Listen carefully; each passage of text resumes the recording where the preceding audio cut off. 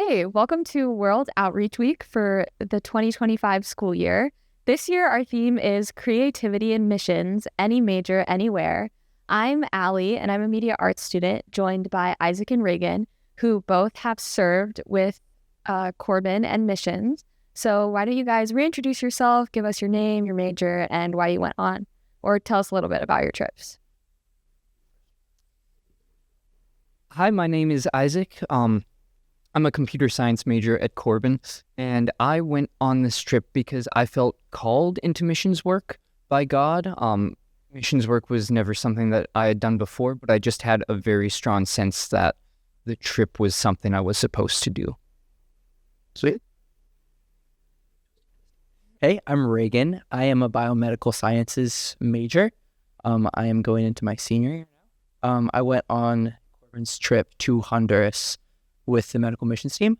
We went and we kind of just had a couple of days of pop-ups where we had triage and we could help treat people in remote areas to the best of our abilities. I went on the trip because my advisor, Dr. Naus, was like, hey, you should look into this. I'm like, that's a lot of money. He's like, but you'll have fun and it'll be good for you.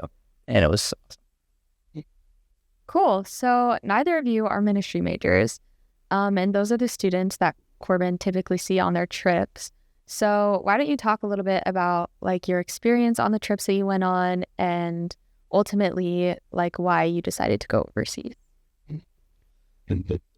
So on our trip we went to Thailand, Mae Sot. We were working with the Burmese people who were fleeing a war in Myanmar. And what me and the team did was we hosted a VBS for some of the students at Grace Boarding House. Along with that, we got opportunities to teach English to people in the community. And we even got to go out to like some sharecropping villages and share the gospel with them, which was really, really humbling in a sense. I think when I went on this trip, I went into it with the expectation of God is going to show me something, something that I'm missing, something that I know conceptually, but don't really have grounded in my heart. And one of the things that he showed me on that trip was just people over there. They live lives that are completely different from the average American, right? They're out there laboring every day. They hardly have a roof over their head. And yet, somehow they're still really strong. They have a strong sense of community, a strong sense of belonging. And when we shared the gospel with them, there was this disconnect of, man, like I'm coming from a life that's privileged. I'm coming from a life that has, and these people don't have. And so it took a lot of faith to bring the gospel message to a people group who I felt like I had no connection to or no say to. And so I think really the reason that God sent me on this trip was to learn faith and stepping out in obedience to Him, despite those feelings of I'm not enough, I'm not capable of speaking to this people group. Can you re-ask the question again? Just so I remember it was long. Sorry. So like you're not a ministry major, which the people we typically see go with Corban. So like ultimately, why did you decide to go overseas with the university? Yeah, I grew up as a pastor's kid. So I've always been around the mission trips that my dad has been on. He works on a missions board. So I've always known that I've wanted to go on one, but I've never had the opportunity to up until coming to Corban. And I heard from the team who went from the year before me, and they all had an amazing time and they loved it. And I talked with my advisor about it and he recommended me for it. And yeah, it was just good to see how God can use, well, I'm not a ministry major, He can still use my passions for His glory and furthering His kingdom, which I thought was so cool. Yeah. Yeah. So what did you guys did you learn anything that helped you with your major or that you were able to incorporate your major into the work you were doing? And what was that like? I had an opportunity to talk with Tamala, who was a software engineer in Bangkok. And what I learned from him is it's really hard to get into some countries for missions work specifically. Obviously, there are places that are closed off to the gospel. They don't want the message being spread. However, work like computer science can open a lot of doors where you can get hired to come to a country to work a computer science job or to teach computer science. And then on the side, you can kind of start sprinkling in the gospel. And just by the way you live, the way you talk, the way you act, people start asking questions. And so I think that is what I've learned, is that my major could be used in the future to get me into places that people with just a ministry degree couldn't access. Mm-hmm. So, how do you think your major helped you, or what did you learn about your major through your trip? Yeah, so I went with the medical mission. So it wasn't just about like ministry. So I didn't need a ministry degree for that. It was going about like the biomedical sciences, and we were helping in clinics. We were helping with providers who were like doctors, nurses, pharmacists. It was just really cool to see how God can use anyone with their specific passions to help further his kingdom. There's nothing really that I can't say that. It was fun. I had fun, and I got to shadow a dentist for a couple of days, and that was really cool because I want to do that further. And that helped me just see that is totally what I want to be doing for God, and just help me like reignite the passion of like, okay, school is monotonous, but once I'm through, I can make a difference in the world through this. And that's so cool to see. Yeah. And so kind of to like counteract the question I just asked you, how did you learn how to better use ministry in like the medical field? Back to me. Well, you could see that people will need doctors, will need dentists wherever you are. And if you are providing as a ministry, like the place we went to was His Eyes, they offer like youth camps for kids who are malnourished. So they get them in the door, give them food and water that is needed, and then we can also give them educations and teach them about the gospel and about God. So you can use being a doctor as like a foot into the door, getting to know people, because people are going to need doctors no matter where you are in the world. And you can use that like, Jesus, by the way. Yeah. My aunt is a dental hygienist, and she's in your mouth. You can't talk back. You can just talk about whatever you want for half an hour. So there's some positives in that. The classic missionary verse is Matthew 28:19, which, if you need a refresher, says, "Go therefore and make disciples of all nations, baptizing them in the name of the Father, the Son, and the Holy Spirit." So clearly there's a command in Scripture for us to be disciple makers, but why do you think it was important for you specifically to go? I'm going to be honest, when I was over there, I think I had more impact on people who were already believers in Christ as opposed to people who were hearing the gospel for the first time. And, well, I was tempted to be discouraged at that. I realized that a lot of the reason I went over is we are called to be disciples. And so it's important to like become used to that whole feeling of answering God's calling when he calls you to go, even if you don't understand why. For this trip specifically, though, I think God was using it to disciple me. A lot of the people I interacted with had such strong faith, faith that I'd seen in passing during my time here in the U.S., but I had 2 weeks of up close and personal time with people who were eating together, who were worshiping together, who lived pretty much 6 days out of the week together, just on fire for the Lord. And I just realized, like, if I want to fulfill that call of being disciple makers, of being sent, of being called to go, these are the kinds of people that I need to learn from. And that's the kind of fellowship that I want with other believers, because you don't go alone unless God calls you alone. And even when he calls you alone, more often than not, from what I've seen, is he raises up people around you to worship him together and to do that disciple making in community. So, Yeah. Really quick. Actually, so why do you think it was important for you to go specifically? I think it was good for me to go just to reignite my passion for what I want to do for God. Going into that year, it had just been a really difficult year for me. I was tired and exhausted, and only halfway through my schooling, I'm like, is this even what I want to do as my major? So I went like, oh, yeah, I can shadow a dentist and maybe it'll be fun. Maybe it won't. Who knows? And it just helped me reignite my passion for what I'm going into, realizing, yeah, my 4 years in getting my undergrad is going to be difficult, but it's all worth it later on. And I just loved it. I got to help with some kids at my day in dental, and just seeing like the joy on their faces from us just giving them fluoride and a toothbrush and toothpaste. It was just awesome to see. Yeah.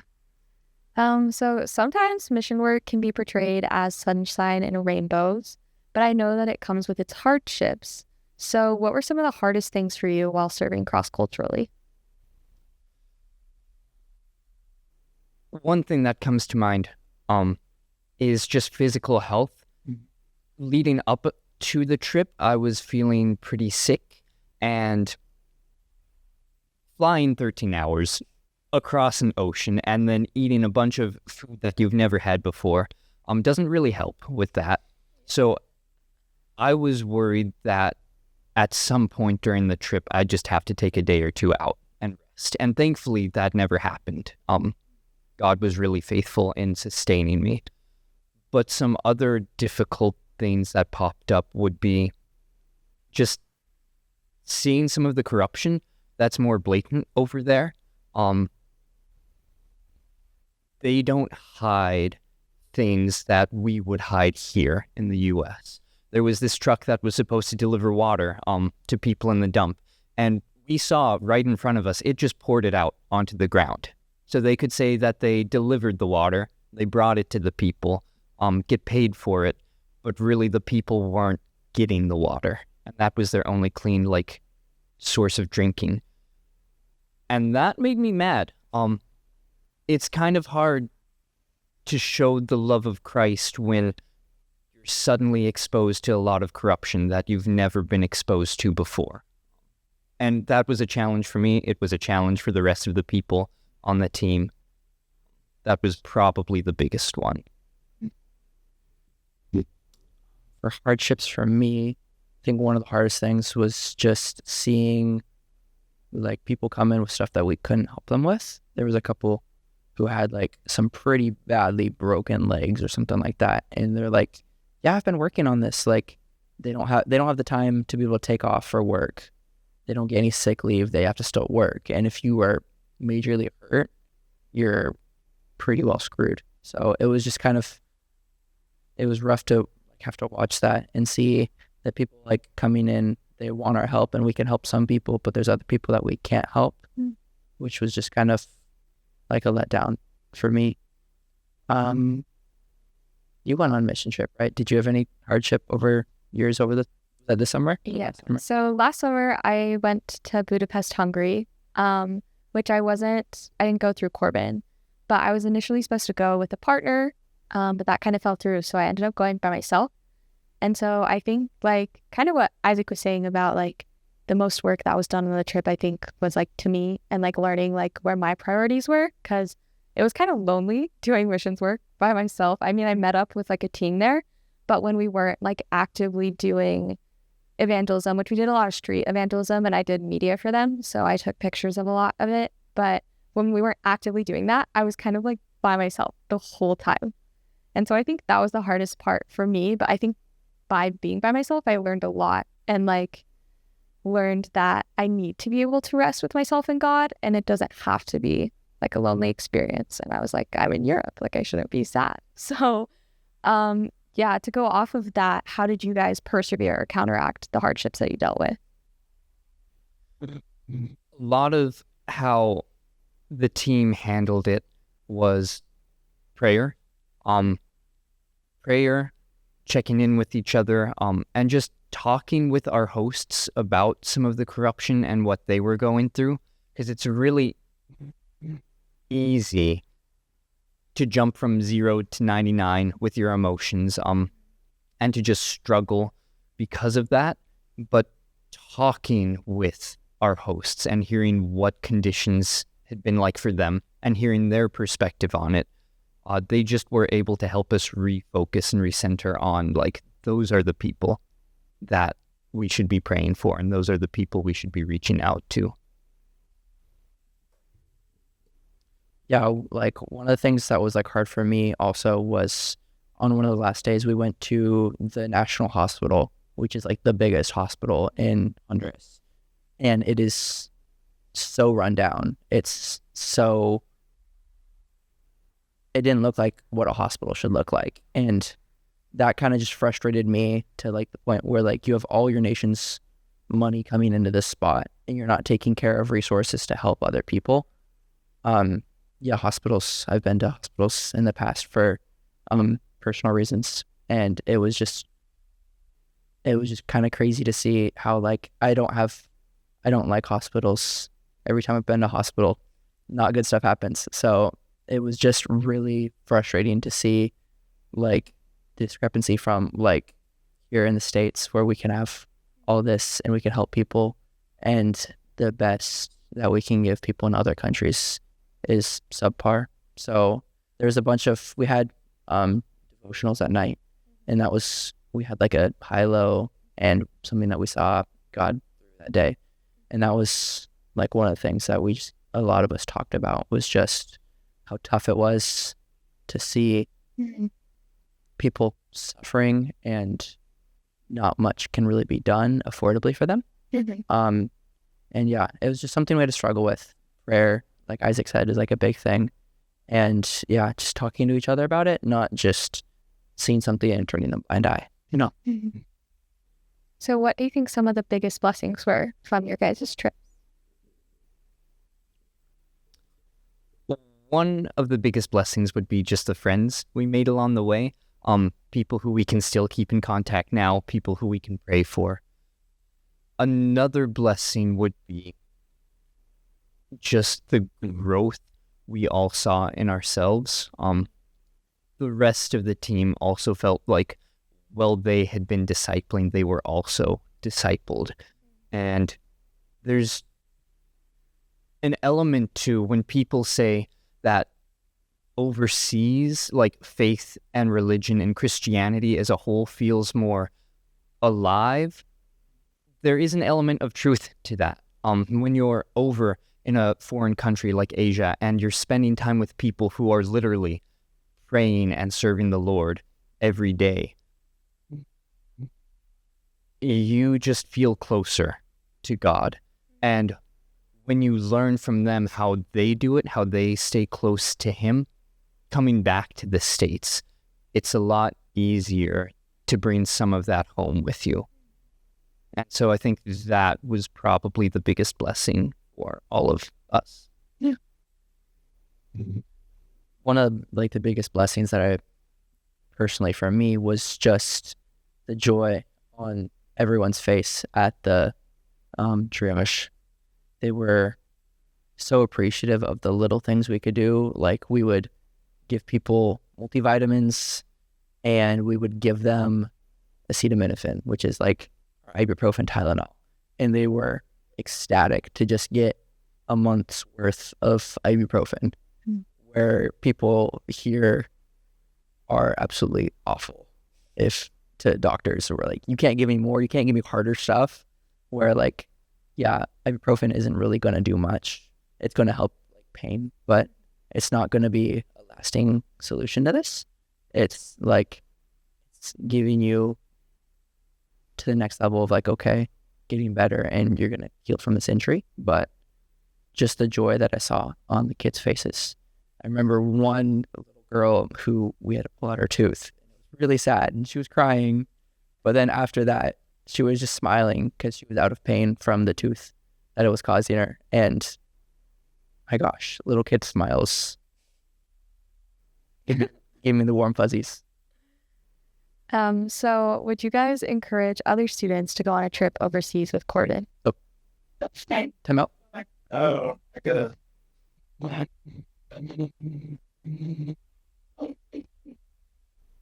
The last question.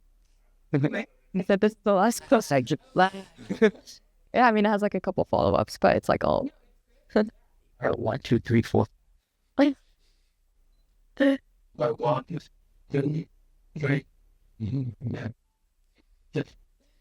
Would you guys encourage other students to go on a trip overseas with Corban? I think if you're a student who feels called to it, or if you're a student who just genuinely has a passion for serving people, and for serving God, yes, regardless of major, regardless of year, regardless of life circumstances that you think might hold you back, I think it's worth anyone's time to at least consider going on a trip with Corban. Yeah, I would totally agree that. We have like missions for all sorts of majors. You don't have to just be a ministry major to go on these, and they're all blessings to you and you're a blessing to the other people that you're reaching out to. And yeah, I would totally recommend at least all bio students to go talk to your advisor and see if the mission trip is right for you. Well, thank you guys so much for taking the time to join me.